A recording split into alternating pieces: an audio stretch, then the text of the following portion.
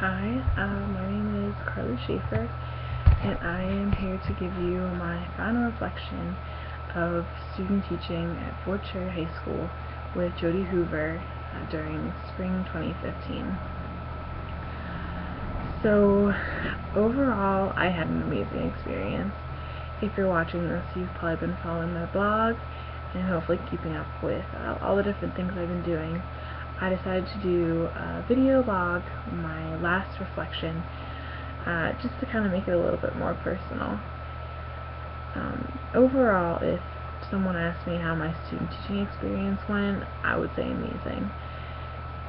It was an incredible experience to watch the change of students and their growth throughout just the 15 weeks inside and outside of the classroom, and to see the growth that I've gone through as well inside and outside the classroom.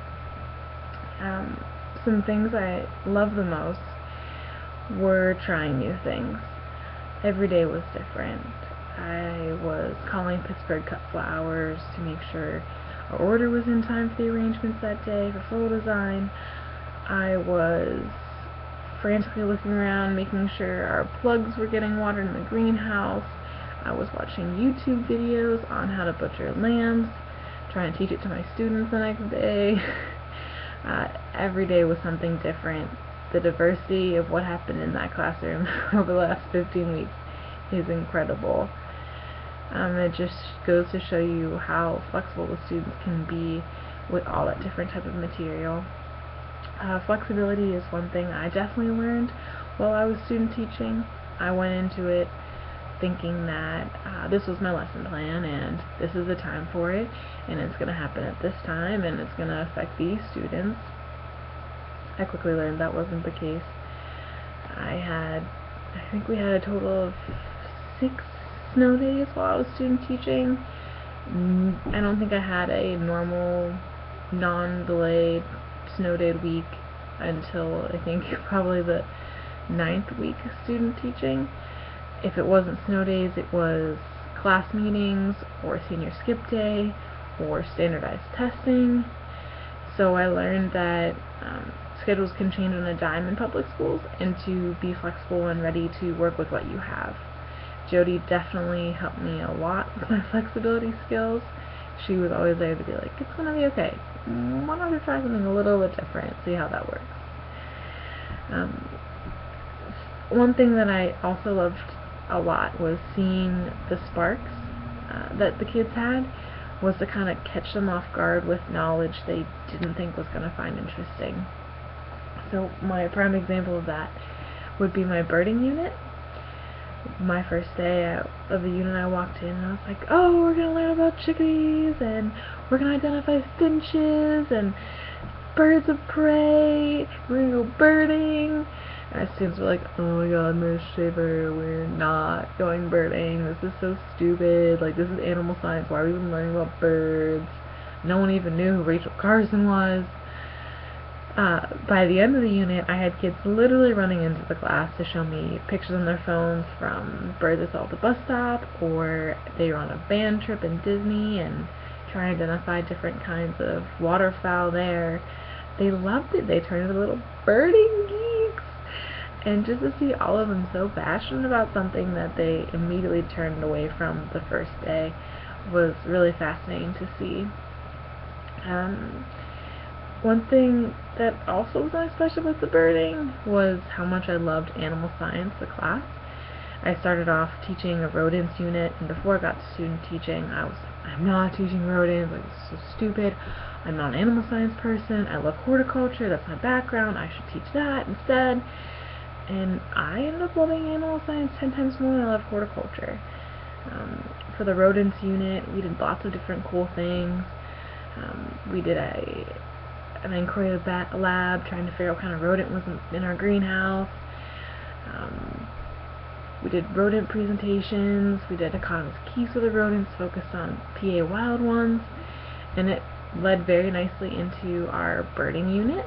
So when we did our birds of prey and dissected owl pellets, the students were like, oh, I remember studying this rodent, look at the incisors. So it was really great having that rodent background the first unit, and then working into Birds of Prey and having them apply that knowledge. And you read about students applying knowledge, but to see them actually applying knowledge in front of you I just get really pumped up about it. So one thing that was probably my least favorite was one of my most frustrating stories that I tell to people who ask some negative things. I had a student walk into one of my intro classes, very disengaged, very unenthusiastic, clearly didn't want to be there, didn't want to deal with me or anything I was teaching. Slowly he started opening up. We did a butter lab, which I was told it was just like a glorified informational lab, so it was really cool to see a student connect the way that they did. They came back in the weekend after, Miss Schaefer, I made butter at my house last night, and I remember I tried using half and half. I remember you talking about fat content, and so I used heavy whipping cream. I was like, oh my goodness, this kid, loving ag. Like, I was able to see this transformation just like the first couple of weeks. And then a couple of days later, I looked at the roster, and their name was on it. And I went to Jody, and my cooperating teacher, I asked, what happened? So they got pulled because they weren't able to pass their Keystone. So they got pulled in the middle of the year to sit in remediation. So they sit in front of a computer lab for 45 minutes or whatever, trying to fit that mold that standardized tests have. So I had a student that was really becoming excited and changing in a positive way through agriculture, and to see that ripped away was very disheartening and very frustrating as a new teacher, getting used to the system of standardized testing. So that was hard for me. But overall, this experience has given me so much growth, not only as an ag teacher, but as a person as a whole.